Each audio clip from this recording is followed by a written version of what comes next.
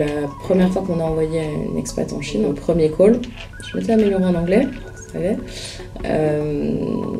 Et puis à la fin du call, je conclus, je dis bon ben voilà, on va faire ça, si ça vous va, je vous envoie les éléments.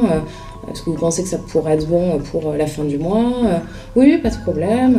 Ok, bon ben nickel. Enfin, je dis ça marche comme plus des roulettes. J'envoie mes trucs et tout ça, et puis je m'en occupe plus quoi. Enfin, il m'avait dit que c'était ok, donc.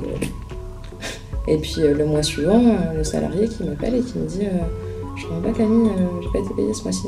Je comment ça t'as pas été payé? Enfin, ben non, enfin, la Chine, ils me disent qu'ils n'ont pas les éléments, et comment ça, ils n'ont pas les éléments? Donc je rappelle, et en fait j'ai compris que du coup, pour eux, enfin, ils n'avaient pas du tout compris le call qu'on avait comme moi. Pour moi, c'était un call où on avait vu plein de trucs et validé plein de trucs. Alors que pour eux, non. C'était juste... on se présente, on s'explique ce qu'on va faire, etc. Mais s'il n'y a pas de suite derrière, non, on met rien en place. Et donc du coup, j'ai pris cette habitude maintenant de revalider. Alors, c'est typiquement chinois, évidemment.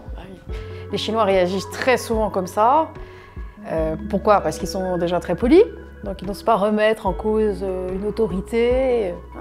D'autre part, cette personne, Camille, les a appelés. Elle ne les connaissait pas, ils ne s'étaient jamais rencontrés, donc encore plus quelque chose de formel. Évidemment, ils n'osaient pas l'interrompre. L'idéal, ça aurait été de pouvoir les rencontrer sur place.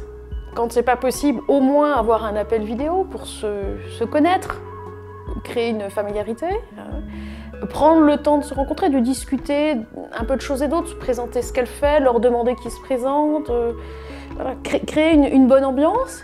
Et puis peut-être un deuxième appel pour préciser le mode de fonctionnement.